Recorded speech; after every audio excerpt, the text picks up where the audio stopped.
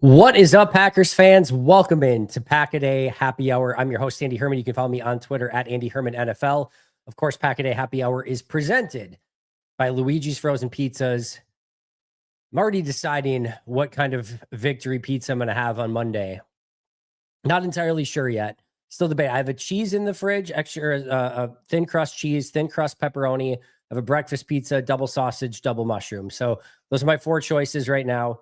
I'm debating. I just had a cheese the other day, but I'm leaning towards another thin crust cheese today. Put a little Parmesan on top. It was chef kiss perfect. But if you're not checking out Luiges Pizza, make sure to do so, luigespizza.com. And of course, on social media at Luiges Pizza. Make sure you're stocking up on your victory pizzas all year long with Luiges Pizza. Love partnering with them. They're the absolute best. Thank you so much again for being here today. Really appreciate it a ton.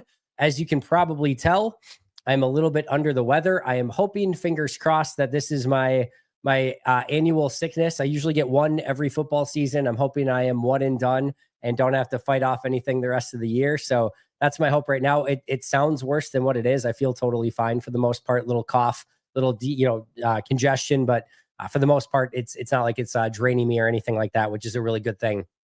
You just have to hear me listen to me sounding like Chris Fowler right now. So I do apologize for that. Shout out to Jake Zingler for becoming a brand new YouTube member. If you haven't done that yet, make sure to check those out.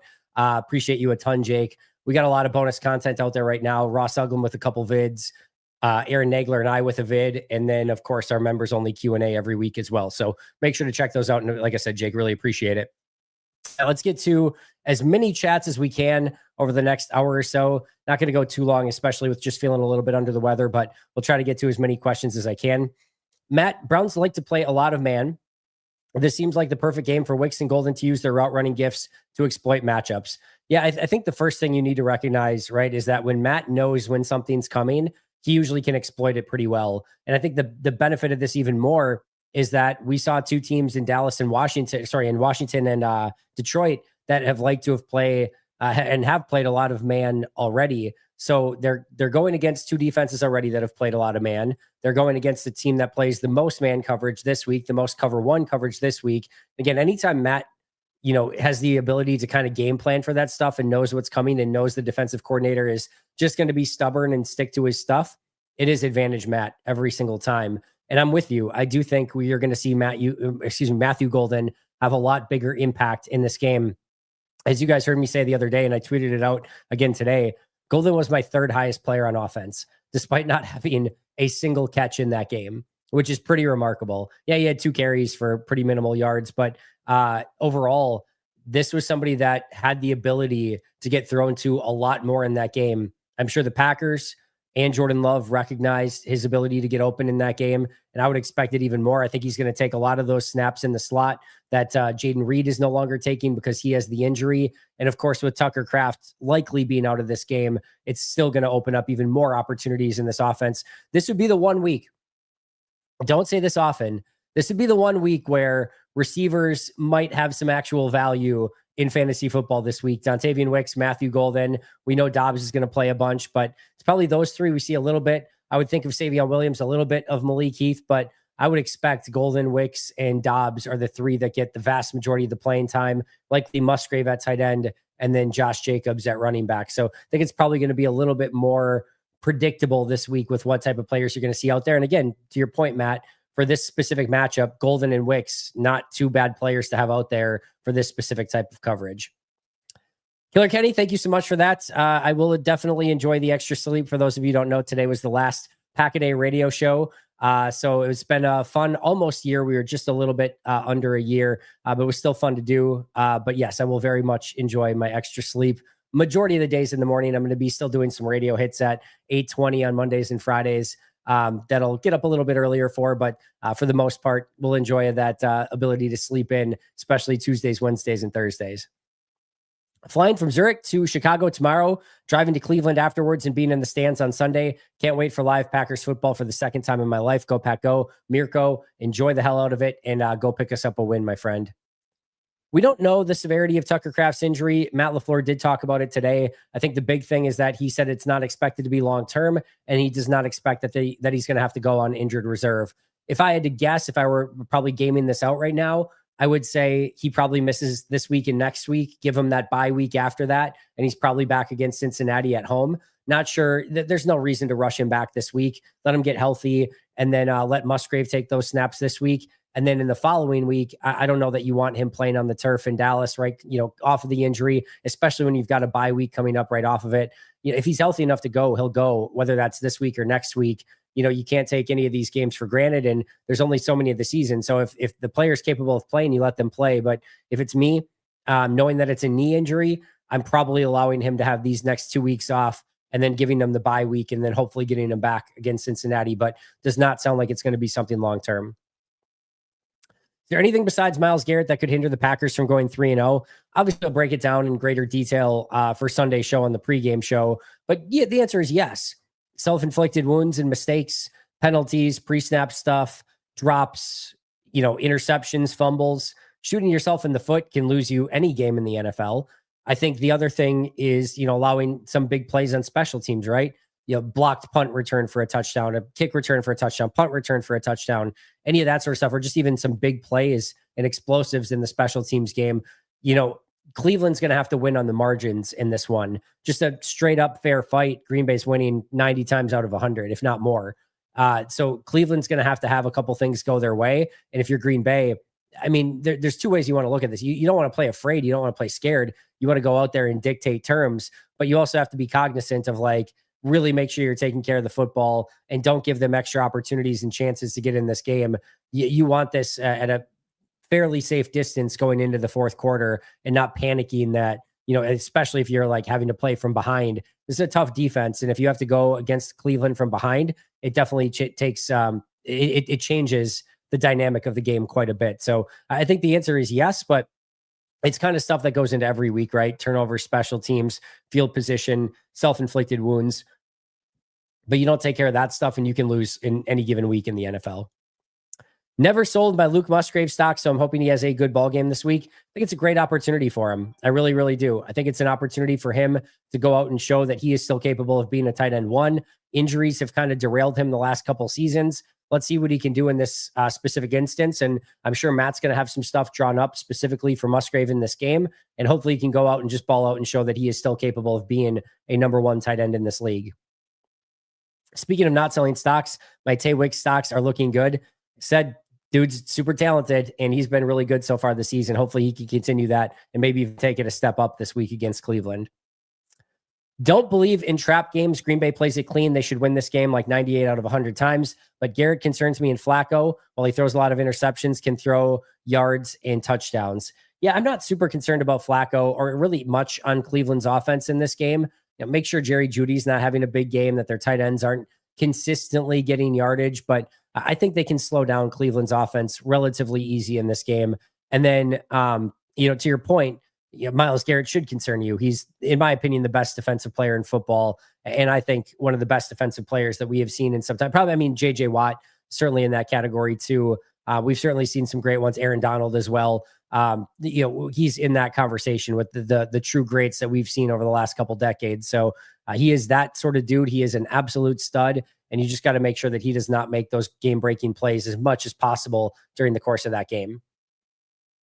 Happy hour, Andy. What's your drink of choice today? Just a Coke Zero right now. Nothing crazy as I'm trying to recover from this whole thing I got going on. Do you think that having mid-season additions such as Watson, Lloyd, and now Reed can be beneficial to the offense because it's constantly changing with different players and personnel that get utilized at different times? So it makes it more difficult for teams to game plan for their offense.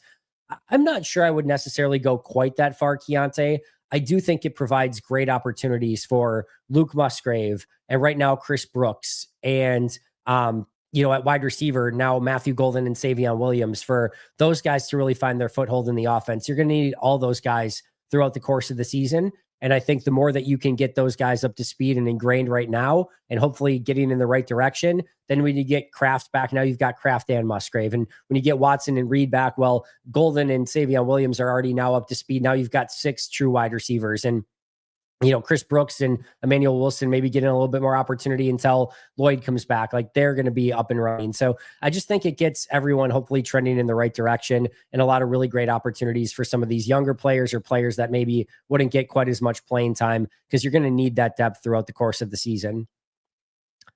I've been thinking of nicknames for the defense. Here are my faves: the Dairyland Derelicts, the Butchers of the Bay, and Run PMC, Parsons, McKinney, Cooper. What is your favorite? Mine is the first.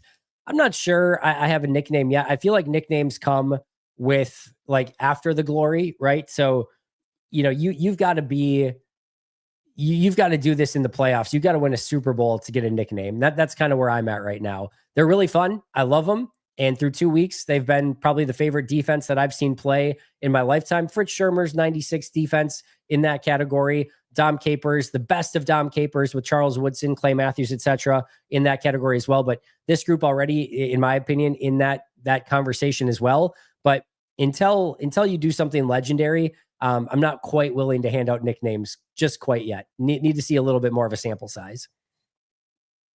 All made by yours truly, and choose carefully as the nickname will stick. Anyway, grateful for all the amazing work as always, Andy and the Pack a Day crew. Appreciate that, Dan. Of those, probably like Run PMC the best, but again, not willing to give out any nicknames quite yet.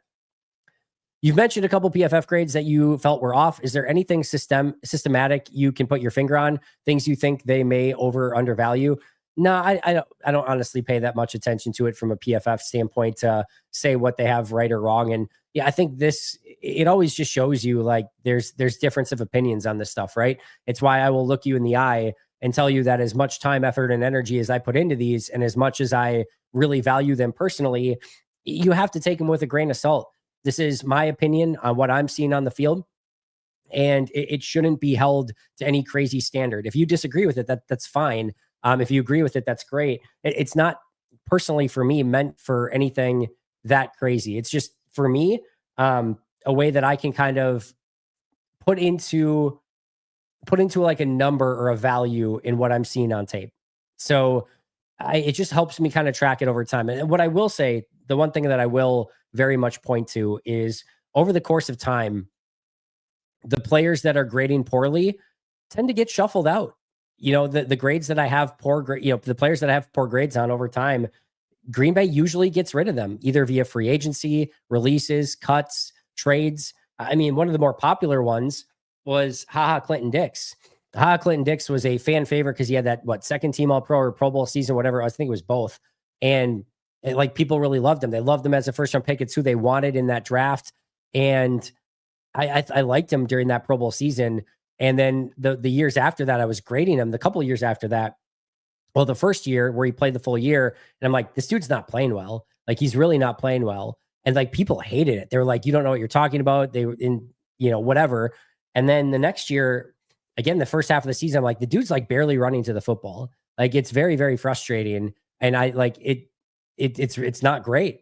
And then of course, Green Bay trades him. So those things have had value over the course of time. But again, you have to take all of it with just knowing that, hey, it's one person's opinion. I know PFF has like multiple people on their panel. I actually think that can kind of be worse if I'm being honest. But I will say, as of late, I've disagreed with more stuff on PFF than I have in a while. Doesn't necessarily mean that I'm right or wrong. It just seems like there's I don't know, just seems a little bit different as of late. I'll just put it that way. I still find value in their grades. I still like looking at them. And I think what the fun part is for me is a lot of times we'll have grades that are the same, both good and bad.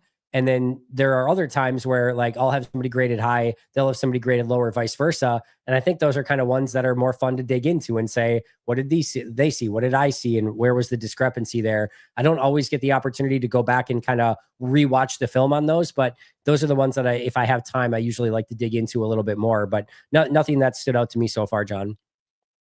If I told you the Packers scored in some crazy way Sunday, what would that be? I'll just say a safety. I'll say a safety in this one, that they get some crazy safety, like on like I don't know, some weird safety situation that they get, maybe on like a blocked punt safety or something like that. I'll go with that.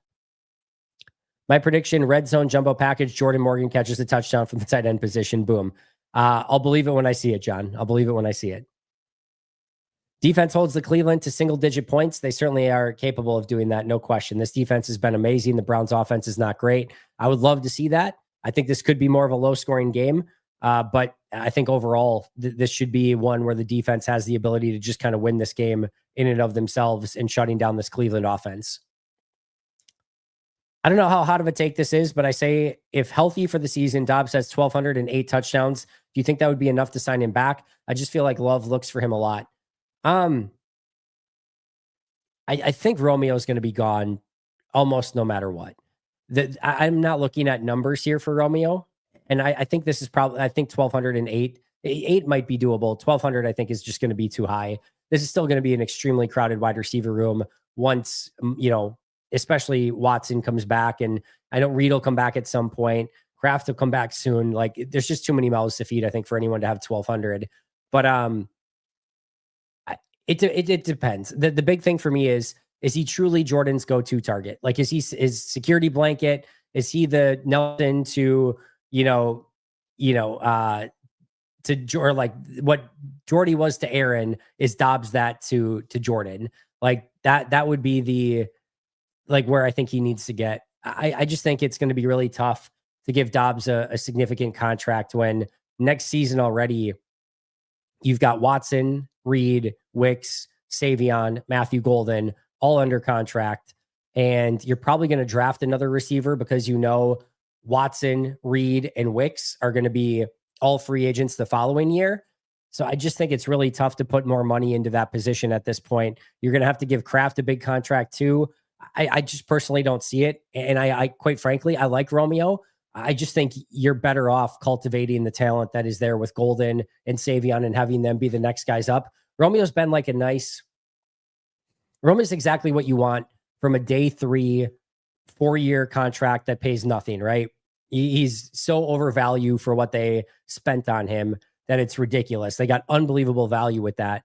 But I think as soon as you start paying him like 16 mil per year on like a 3-year, $48 million deal, I think that actually probably becomes a bad contract. And I think Green Bay's probably better off in going with the more talented players in Savion Williams and Matthew Golden and letting them be those next guys up and letting them have their 4 years and then make the decisions on them after that. So I just don't see Romeo being back. But if he truly becomes Jordan's go-to receiver, that would be the only thing to me that would change maybe the calculus in that situation. Excuse me 1 second.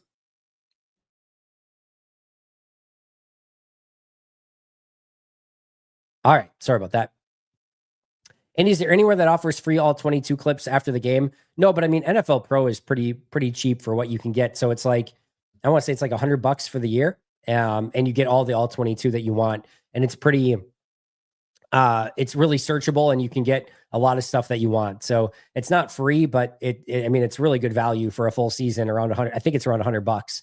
So NFL Pro definitely would be what you'd be looking for there.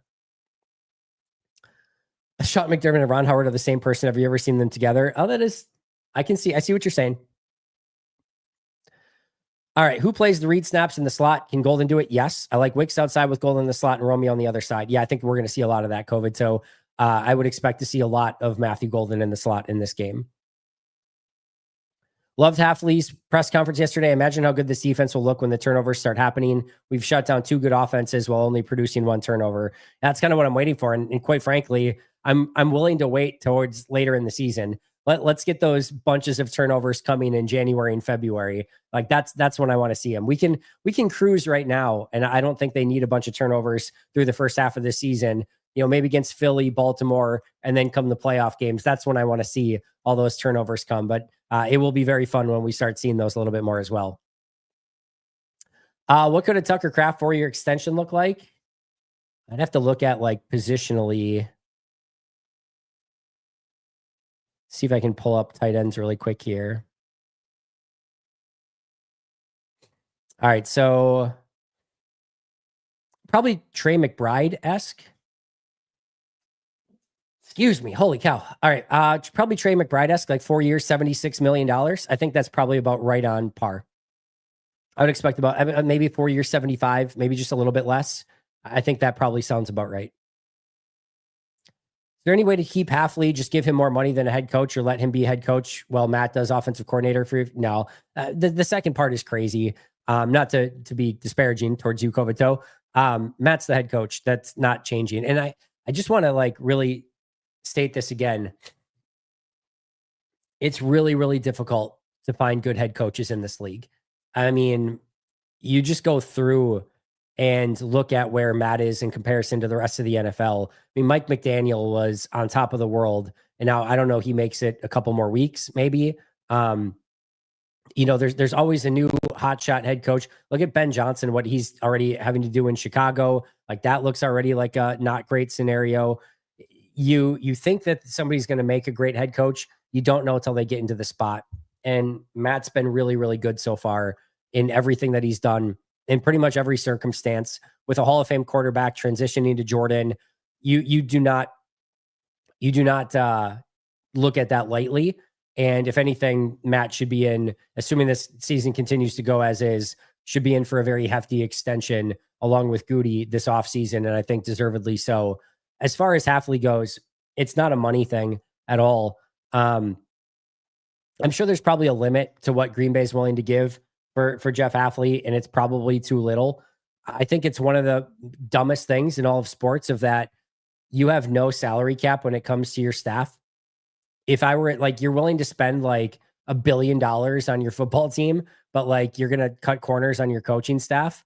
If it were me, and I know it's not my money, but I'm going to put together the best staff possible, and I'm going to be willing to shell out as much money as need be to get the best coaches that I can possibly have on my team. But this all comes down to, does Jeff want to be a head coach?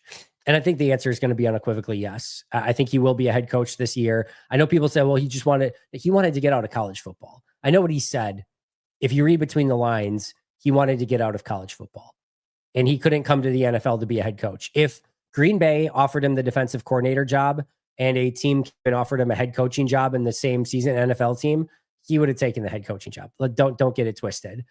So it depends on the team, of course. If it's a terrible franchise that he knows he would have been going there just to get fired, then maybe not. And I think he will be choosy with head coaching positions. But yeah, if a legitimately good head coaching position becomes available this offseason, and I think it will for him, I think he should probably have his choice of multiple head coaching positions this year.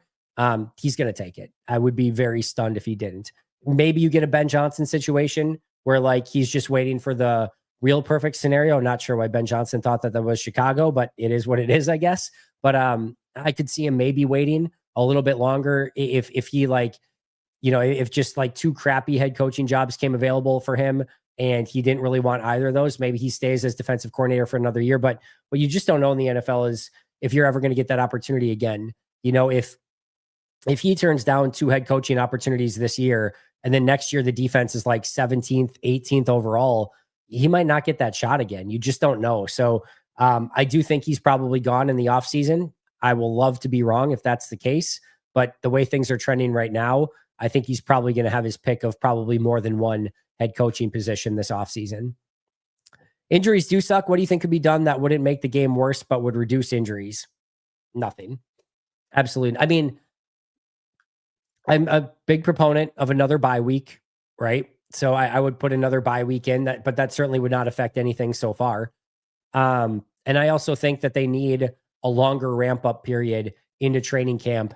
I think the very obvious answer here is take your mid-year or like mid-off season OTAs and mini camps and put those right before training camp.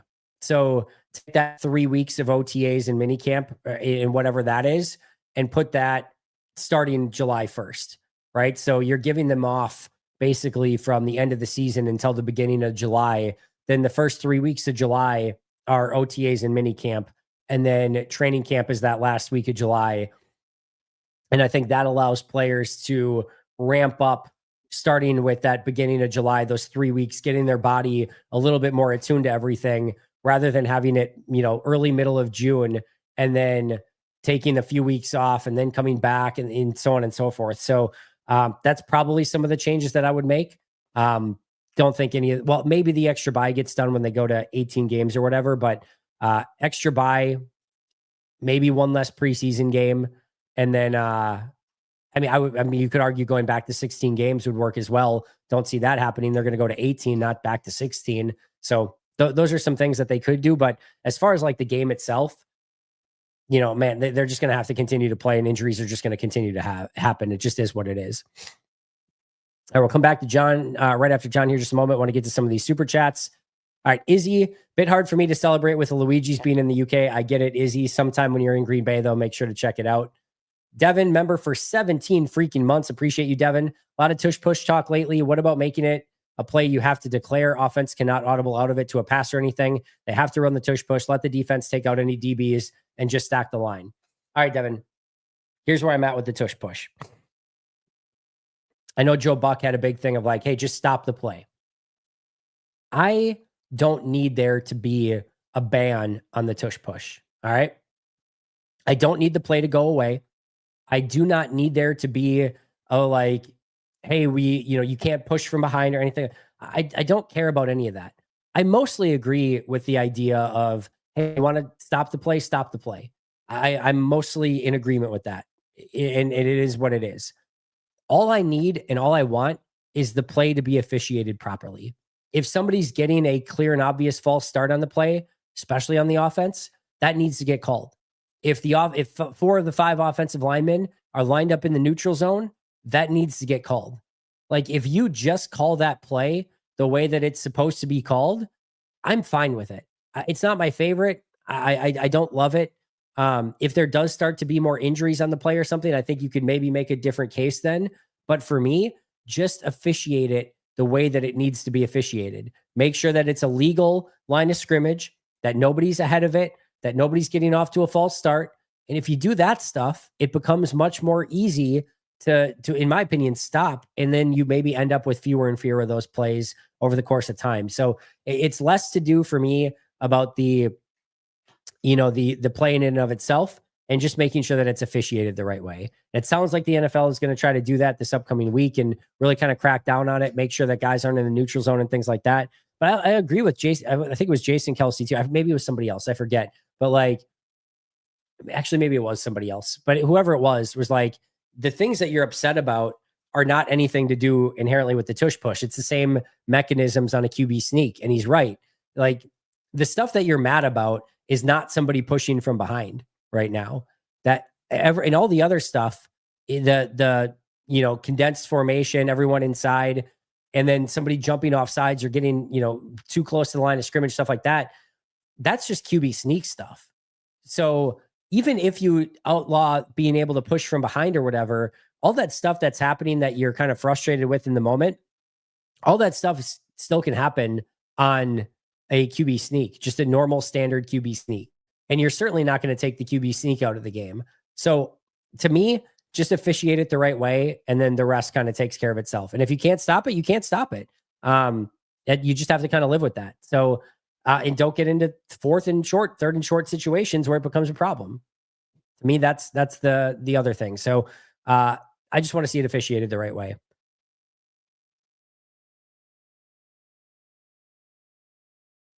All right. Hayden, my Micah Parsons jersey just came in. Go Pack Go. Love that for you, Hayden. Rock it for Sunday's game, and hopefully they can come up with a big win, and it can be a good luck charm for you moving forward. Rachel Cook, brand new YouTube member. Rachel, appreciate that a ton. Thank you so much. Brandon, late to the party. Just wanted to express my concern for the legal ramifications that may come from Sunday. You can't tell me this Packers pass rush against Flacco isn't elder abuse. Yeah, I like this matchup. I know what you're doing there, Brandon. I like it, but I'm just going to say I like this matchup a lot for Green Bay. You have a quarterback that's old, not the most mobile. He does like to get the ball out of his hands, but I think Green Bay is going to have some opportunities to get to the quarterback in this one. Just hopefully they can build that lead, get to those obvious pass rush situations. And by the way, their tackles are hot garbage. And maybe more importantly, like Joel Bitonio did not practice again today. Like one of their strengths is the interior of the offensive line. That starts to disintegrate as well. If Joel Bitonio can't go, could be a very long day for that Browns offensive line if they do in fact have Bitonio out, and if they can't stop guys like Micah Parsons, Rashawn Gary, Elvian, etc. That could mean some very difficult stuff for Joe Flacco on the day. All right.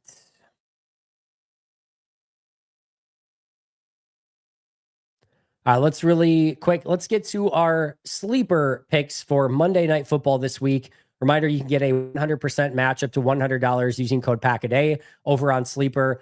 highly recommend it. It's really fun as you get your Sunday picks in, your Monday Night Football, especially when you get to like Thursday Night Football, Monday Night Football, Sunday Night Football, where there's one game going on. It's nice to have something on the side that you're kind of looking at this week. Going with Monday Night Football, Lamar Jackson, more than 48.5 rushing yards. I love Lamar rushing in big games. Just seems like he does it a lot, and I could easily see him having a big rushing performance in this one. Sam Laporta, more than 41.5 receiving yards. He's been a little bit too quiet. I think he breaks out this week. And then Derrick Henry, basically an anytime touchdown is what I'm looking for here. Like the picks in this one. Excited for Monday Night Football. Going to be a big fight feel, Lions and Ravens. So make sure to get your sleeper picks in. Again, you can use code PACKADAY to get a 100% match up to $100. Terms and conditions apply. Make sure you're checking out those terms over on Sleeper. But yeah, really excited about the picks this week. Make sure to get those in. What are you possibly freaking waiting for at this point? I love partnering with Sleeper. They're really fun to work with, and I really appreciate them supporting our channel here at Pack-A-Day. Let's get back to our questions here.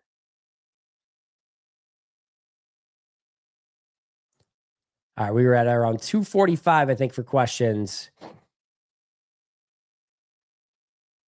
Just based on the Packers' past conservative injury approach, I expect Kraft to be out through the bye. I'm assuming similar injury to Love last year. Do you think they'll still play a bunch of 12? I think we'll see 12. I don't know if we'll see quite as much of it, but I do think you'll see some Fitzpatrick and Musgrave together in this game. And then, of course, they'll, I'm sure, have Ben Sims up for this game as well for his first active game of the season. Is Gooch trying to get smaller on the D-line, or is it just Parsons is awesome and you get awesome players no matter what? No, I think Hafley wants smaller on the defensive line. If you remember, kind of when he came in, he said he wanted to be a gap penetrating defensive front, almost stopping the run on the way to the quarterback.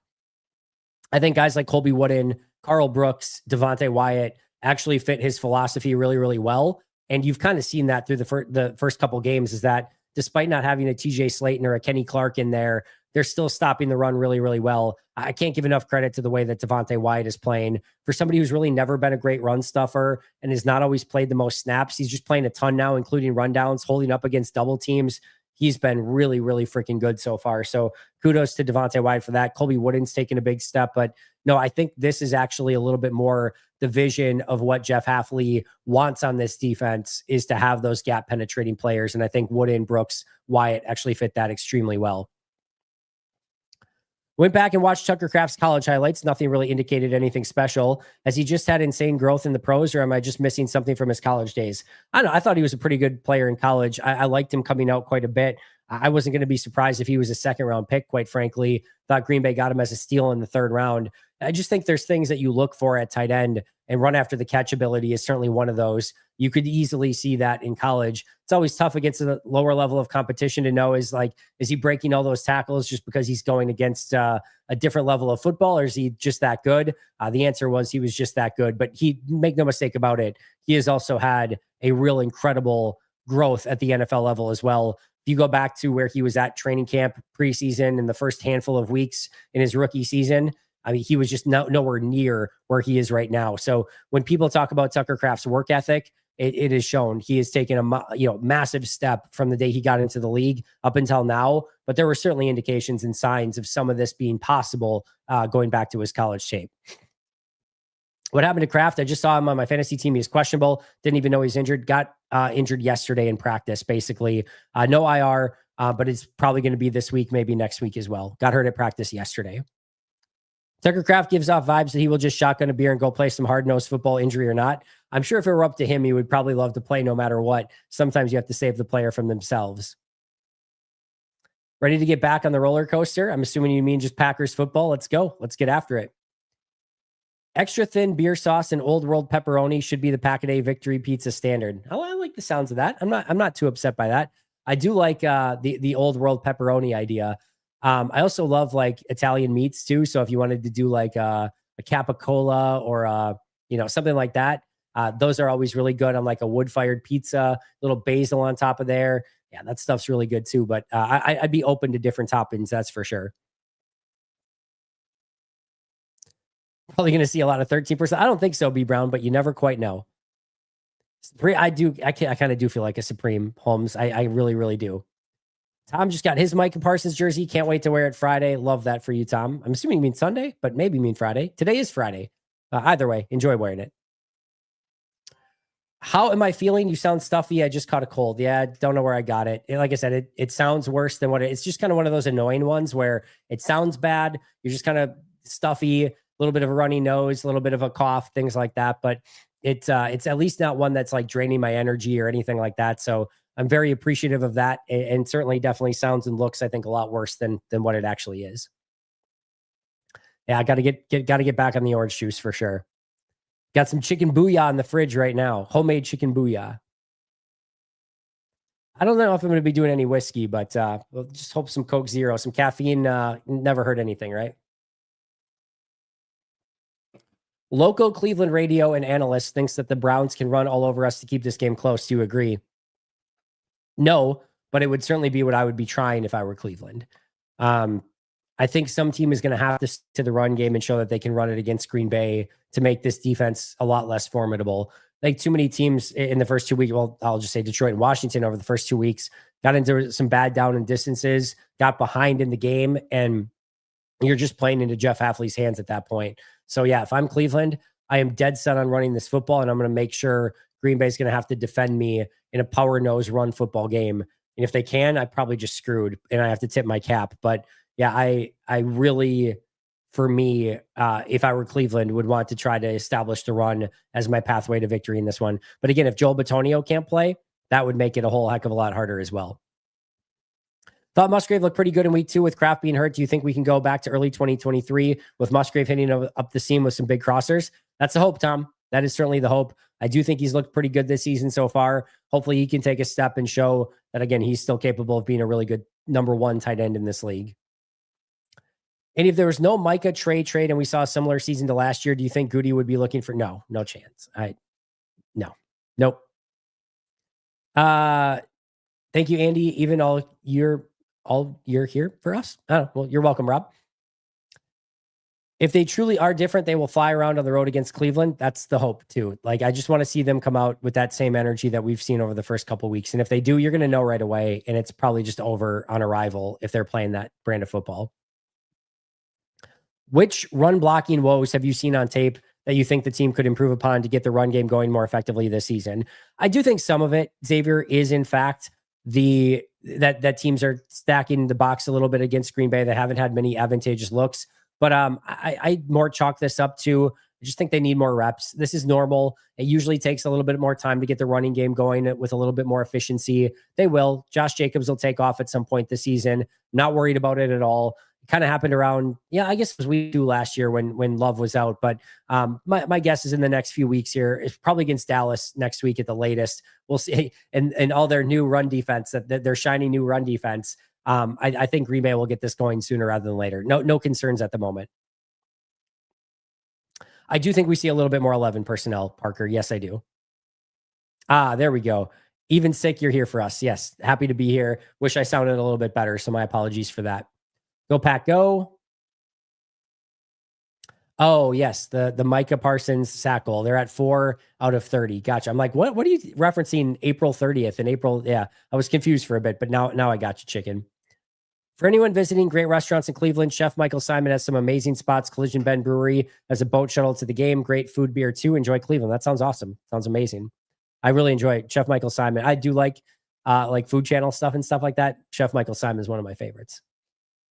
Flying to Cleveland Sunday for the game. Looking forward to watching Golden's first touchdown. Go Pack, go. Love that. I think you will see it this weekend. Most hated Chicago, and hope you enjoy the game, my friend. Go get us a win.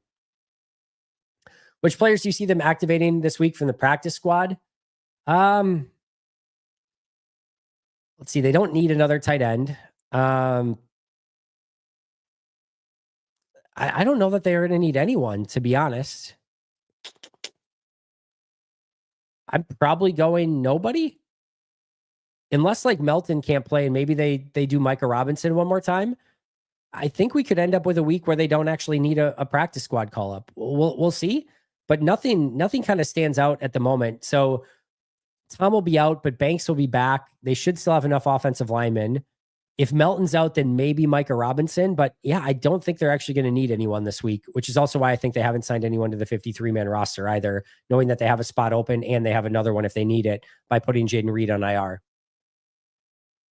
Yeah, I was saying this on the radio show this morning of like, I think we could see something similar where Green Bay is, wins this game by 10, just like Buffalo did last night. But like you get to the fourth quarter and this thing is tied and you're like, what is going on right now? Why is this game tied? And then you get to the end, it's like, oh, Green Bay still won by 10. Like it wouldn't surprise me if this was like 17-17 going into the fourth quarter. Green Bay drives down to start the fourth, scores a touchdown, 24-17. Browns have an opportunity to go down and tie the game. Maybe failed fourth down conversion or something. Green Bay gets a Brandon McManus field goal to put them up by 10. They get a pick on the final drive on Joe Flacco and they win 27-17, something like that, right? Where it's like, wow, that was 17-17 going into the fourth, and it was pretty close. It was a good battle, but then you get to the end, it's like, oh, they still won by 10. I could see something very, very similar in this game. Simple, really. The Pack have to show up every game, do that in its Super Bowl, baby. I hope you're right, Izzy. I'll gladly sign up for that. Can Flacco survive this game? Poor tackles and mobile 40+. I'm betting on the rookie by the second half. The over-under on 1.5 quarterbacks on this one will be very interesting for sure. How long does it usually take you to prep for a video before filming? Completely depends on the video, Eric. Like a live show like this, there's none. When you are watching tape all week and when you're ingrained in the Packers all day, every day, this is more of just like kind of the fun stuff where the research has already been done all throughout the year, the week, etc. So there's really no prep for this. In like certain episodes where it's like after a training camp practice, right? It's just me making sure I got my notes from what happened in training camp in front of me. And then it's kind of just going over everything that happened in camp. Like outside of that, there's not a whole ton of prep.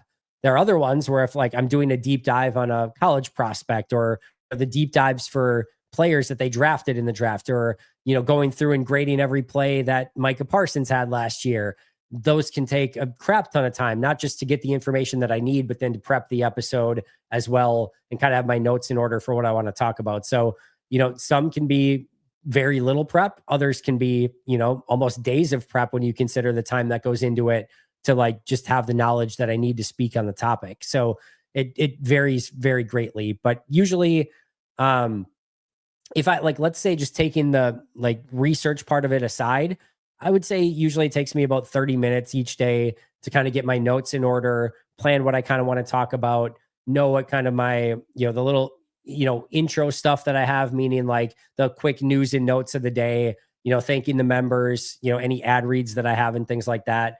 And then just putting everything in order and making sure that I've got it ready to go, setting up the lighting, setting up the sound and everything like that. I'd say on just that stuff alone usually takes about 30, maybe 45 minutes to kind of set up, then record the episode and then editing after and getting it uploaded everywhere. Packer Report, Cheesehead TV, the YouTube channel, the audio podcast, that takes a good chunk of time as well. So there's a lot that goes into it, to say the least. In the spirit of true happy hour, if you could go for drinks with 4 current Packers, who would it be? And 4 all-time Packers. My 4 current Packers, I'm just going to go like Goody, Matt, Halfley, and like Jordan Love, something like that. Or maybe like Xavier McKinney. But I like, to me, I would love to be able to pick Matt and Goody and Jeff Sprain more than anything. So like, honestly, it could just be those 3. The players, I'm like a really smart player, I could probably glean like some really fun stuff from. But I would have so much more fun just talking to Matt, Jeff, and Brian for however long that I had. And honestly, if there was like a player sitting at that table with me, I'd probably be mostly ignoring them and still praying on every word that Jeff, Goody, and Matt would say. And then like all time, it would just be like Goody, Ted, Ron Wolf. I don't know. Maybe still Matt or maybe, I don't know, but probably all of the more of like the executive GM types. That to me is always what's the most interesting to me, is how teams are put together, what the GMs are seeing, thinking, everything like that. So I know they're not players and might be cheating a little bit there, but that's always the side that really excites me. Andy, great job as always. If Green Bay believes Ryan can handle the center position, would it be smart to place the second round tender on him? It kind of seems like a Goody move. No tender for him. He's a true unrestricted free agent. He won't be restricted. So yeah, there's no potential tender there as a restricted free agent for Sean Ryan. Yeah, so that's the easiest answer. I'm just double checking that because now you're Now you're confusing me for a second, but I'm 99.9% sure that that's right. Sean Ryan is an unrestricted free agent. Yeah. So no tender for Sean Ryan there. But to your larger point, Mark, is if they really truly view him as a capable starting center, I think the conversation that you would want to have is like, do you want to pay Elton 20 million next year to be your center? Or can you get like Sean Ryan on like a 3-year 36 and then just have him take that spot? You release Elton from the 20 million and then Sean Ryan takes that spot. You get younger. I think you actually get a little bit more physical. That could be something that they consider. So I wouldn't rule that out entirely, where they release Elton and sign back Ryan for a cheaper rate on average, and might actually get like a more physical player at that spot and get a little bit younger too. Definitely not impossible. Lloyd can be back as soon as after 4 weeks. So remember, they have a week 5 bye. So week 6 against Cincinnati. Whether or not he will be ready, we have no idea at this point in time. But week 6 against Cincinnati, game number 5 would be the soonest that he could come back. Browns week, go Pack go. Saw Browns podcast. They mentioned that their defensive backs are better than our receivers. They mentioned, however, how we don't have a number one. Guess we'll find out. I am not concerned about that matchup. In fact, I think Denzel Ward's actually a little bit overrated. I think you can get to Greg Newsome. So yeah, I'm actually not concerned about those matchups. They will play physical press man coverage, and it's going to be up to our guys to get them, off of that coverage. But Matt will be ready with bunches, stacks, things like that, motions to get those guys some free release and hopefully some easy yards after catch in those scenarios as well. Duke, it'll just take him being a top 5 quarterback in the league. Don't think he's reached that echelon quite yet. But once he's there, I think he'll get acknowledged for it. I think he's probably a tier below that right now. But if he goes out and has that sort of season and is in the MVP conversation, you'll start hearing a whole heck of a lot more of it. That's for sure. Scoop and score by Wyatt this week. All right, I'll take that. Then the Bears took haha, and fans around me thought they stole an all-star from us. Same thing with the Commanders. Commanders did too. It was funny to see them realize in real time, that he was not what they expected him to be. Are PFF grades based computer on metrics, or is it other people making decisions? It's real human beings that are going through and grading the games for PFF. If LVN has a good year, could Gary be a cap casualty? There are worlds in which Gary could be a cap casualty next year. Yes, I would think maybe more trade in that scenario, but I'd have to look at it a little bit further. But based on Gary's contract, if he doesn't have a great year this year, there is a world in which they could look in that direction for 2026 and beyond, if that's the direction to go in. B Brown, appreciate that. All right, we'll get back to 320. I think we had a couple other super chats. All right, Autumn, thank you so much. Always appreciate you. Who is more to worry about, the Packers for Garrett or the Browns for Parsons? Might sneeze again. 1 second. All right, excuse me. Might happen again too. So I actually think the Browns, there's a couple reasons why. I think Green Bay's offensive tackles, even without Zach Tom, are better than the Browns' offensive tackles. So that gives Green Bay a little bit of a better chance. I think both of them are going to be lined up a little bit of everywhere. I think Garrett's a little bit better, if I'm being honest. But I think the other thing is Green Bay's more likely to have a lead in this game. I think Green Bay's more likely to be a little bit more multiple on offense. And Joe Flacco is immobile, and Jordan Love is one of the better sack avoiders in the NFL. So I think Green Bay is a little bit more well-equipped to try to slow Myles Garrett than maybe the Browns are to try to slow Micah Parsons. But it's a fun battle. They're the two Vegas leaders in likelihood to be Defensive Player of the Year, with Parsons at 1 and Myles Garrett at 2. I could see them both trying to one-up each other through the course of this game, and could be and should be a very fun game from both of those two players, who are both arguably two of the best defensive players in all of football. Appreciate everything you do, Andy. Keep up the great work. Chris, I appreciate that a ton. Thank you for the super chat. You guys are all incredible. All right. Just lost my chat. Sorry, 1 second. From Ben, still love haha, won in a cornhole tournament in Door County against him. Mac just got traded to the Bears, and AR-12 went down in the season opener against the Bears, but still won. Great fall 2018. Yeah, I remember that very, very well. Not your cornhole tournament, but the rest of it for sure. No, look at this. All the Parsons jerseys apparently coming in. We've had 3 of them already, which is great. I love this. Rick, hope you feel better as well, my friend. Does suck to be a Bears fan. Greetings from Berlin, Ben. And you're more than welcome. I'm, like I said, very lucky to get to do what I do. So thank you so much for the support. Appreciate it a ton. Slightly off topic, but what do you think about Terrence Crawford, the second most popular Packers fan behind Lil Wayne, going undisputed and shouting out the Packers the 2 days after the Raiders versus the Chargers? I have no comment because I did not watch any of it. He's a boxer, right? If I'm knowing this correctly. I would love boxing to be great. It's just not, if I'm being honest. It's too convoluted. There's too many titles. It always feels like it's some level of rigged. I really hate. I think the sport of boxing is awesome. Like, I think if you actually get 2 fighters that are going in there and it's a clean fight and they're actually going to like fight each other, it is a ton of fun. But I think everything that exists within boxing around the actual sport itself completely and totally sucks. And for that reason, I don't watch much of it. But cool that he shouted out the Packers, I guess. Going to miss your radio show. You have major talent. Now you can get some sleep. Wade, I really appreciate that a ton. I will miss it as well. Miss working with some really fun people. Tommy, my producer, is awesome people. I miss working with him quite a bit, but I am looking forward to getting a little bit more sleep and just having a little bit less on my plate right now. Speaking of PFF grades, did you see Hutchinson at a higher grade than any Packers edge rusher in week 1? That surprises me. Just going back and thinking on that game, I didn't see a ton from Hutchinson, but I was not watching Hutchinson. I was obviously watching the Packers offensive tackles, but I didn't think he had much of an impact. But I'd have to go back and watch that a little bit closer from a Hutchinson point of view. If somebody wanted an internship with Pack-A-Day, how would they go about doing it? Asking for a friend. I don't have anything, from an internship standpoint right now or anything like that. But what I would always tell you is if that you have some idea to support the show or something that you want to do with it and, have an idea to present, you can email me, packadaypodcast@gmail.com. I get people that reach out from time to time. Most of the stuff, doesn't end up working or come to fruition, but from time to time, some stuff does.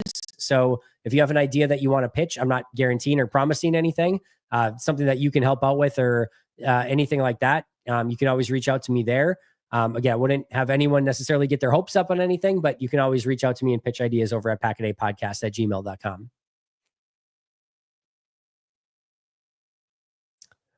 What would be the team Halfley would be seen as a perfect scenario? I say if the Steelers were to move on from Tomlin, that'd be a good one. If San Fran somehow fell on their face the rest of the season and moved on from Kyle Shanahan. If the Bills fell flat again and they moved on from Sean McDermott, that would be an unbelievable fit. I think Miami's an interesting one. It's not a great scenario right now, but I don't think it's like a poverty franchise, right? So I think he would consider Miami. If something happened with Taylor and Cincinnati, I don't know. I wouldn't go to Cincinnati. I take that back. Indy is semi-interesting. Trying to think what other jobs could become available. I think I would stay away from the Giants, but that's you do have Malik Neighbors and Abdul Carter, and if they could very easily be picking early again this year. And so that's a slightly interesting, but no quarterback. Probably stay away from that one. Let's see. I think those are probably the ones off the top of my head. Pittsburgh's an interesting one. I just don't know that they're going to move on from Tomlin, but yeah, if they did, you could make an argument there as well. Yeah, we'll see if it gets banned at some point. Again, I just think if they actually, referee it the right way, officiate it the right way, I think some of the issues we have with it would kind of go away inherently. 18-game season, what's more impressive, 16-0 or 17-1? I still think 16-0. Undefeated is always more impressive than not undefeated, in my opinion. But I will take a 17-1 game, 17-1 season anytime as well. If you had to pick someone not named Garrett that could change the game for the Browns, who would it be? I think Jerry Jeudy would be in that conversation for me for Cleveland. He's super talented still, and I think he's a really good route runner that could maybe have some effect on Green Bay's corners. Yeah, I would probably go Jeudy in this one if he would have a big game. The other ones would just be Njoku and Fannin. If their tight ends really get going as well, that could be an option for them. But Yeah, there's not a ton here. This is kind of Myles Garrett or bust. Judkins is a good answer here as well.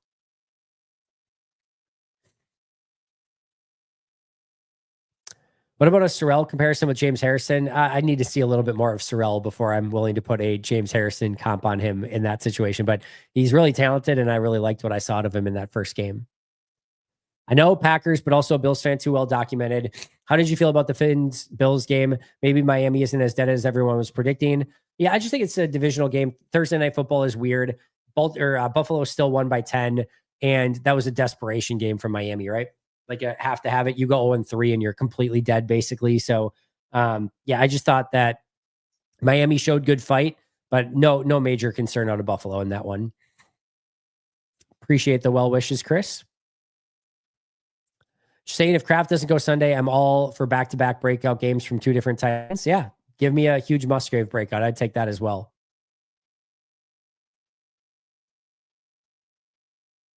Coke Zero is it's not the goat drink, it's the goat diet drink though, or zero drink for sure. It legitimately tastes like a non-diet soda and it's got 0 calories. So for that, it definitely deserves its credit. No ad read, by the way, there. This is just me enjoying legitimately a Coke Zero. No paid sponsorship here. A couple more questions and I am gonna get out of here. I also just caught an annoying cold. Do I know how you feel? Almost the weekend. Yeah. Hoping to be done with this thing soon. I'm hoping this is my one for the year and I can be done with it. Andy, would you get the Halfley haircut and go hatless to assure Halfley stays as defensive coordinator? I'll take one for the team. Don't think it's going to be good for business for me, but if that's what I had to do, I would do it for you guys. How much do you think double teams likely on Myles Garrett on Sunday, tight end chip block and running back chip block about 20% to 30% of the time to help Belton? I think you could, well, I just think it depends on the situation and scenario, but I think on obvious passing downs, you're going to see more than that, Kevin. I think you'll see quite a bit more than that. Also, the further we go in the playoffs, the more difficult it will be for Halfley to land a head coaching job with the way teams don't like waiting. That's a fair point. So yeah, hopefully they can just win a Super Bowl and nobody's patient. I'll take both of those things. Guessing Parsons took all the epidurals he desperately needed for the rest of the year so he could finally get off the injury report. Yeah, not sure that epidural was ever exactly needed, but yeah, who knows? My dream for the Cowboys game is relatively easy. Win behind 120 plus rushing yards and 2 touchdowns from Jacobs against that shiny new run defense. And Parsons gets 2+ sacks. I love that Beast Bumblebee. Andy, I'm late. How dare you, Tulio? You're sounding a bit under the weather. Hope it's nothing serious. Over under golden targets for easy over for that one. And yeah, just a little cold. Sounds worse than it is. Feel it for the most part. Just kind of those annoying symptoms, right? Where it doesn't really affect you. You can do everything. It just, you sound bad. You've got the runny nose, the little bit of a cough, sneeze, things like that. So just things that are annoying, but nothing that's affecting me in any real way. Only 60 likes. What's wrong with you guys? Looking like Bears fans here. Come on. So much hate. Appreciate you, Tulio. Even if Ryan was a RFA, which again, he isn't, the original round tender would be a third, not worth it for the extra cost of the tender. It'd be an interesting discussion, but I mean, either way, if you want to get him back, you can get him back, regardless of restricted, unrestricted tenders or things like that. You have the money to be able to go and get him back if you want to. Last year, you did a comparison to the 2023 and 2024 team. Will you be doing a 2024 and 2025 team this year? I think I didn't I? Can somebody back me up? Sometimes I get caught up on stuff of whether I did stuff or not, and I think I did, and then sometimes I didn't. I thought I did it right before the start of the season. Just double checking. I'm almost positive I did. Yeah. Well,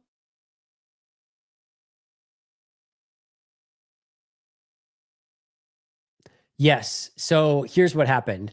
It is a members only video. It's how it's like it's where did it go here? Sorry, I just had it and then I lost it because I went on the wrong page here. Give me 1 second. Okay, it's from August 27th. How improved is the Packers roster? And it's doing that exact same thing. It was set to be the main episode for that Friday. Grant Bilson and I had recorded it ahead of time, and that's when the Packers traded for Micah Parsons. and the video was immediately outdated, and it no longer included Micah in it, which made the whole comparison sort of counterfeit to some extent. But it is out there for members only. If anyone wants to go out and view that, Daryl, looks like you are a member, so you can check that out. But yeah, right around end of August, Grant Bilson, I did do that episode, but it kind of got counterfeit by the Micah Parsons trade as it was set to go live.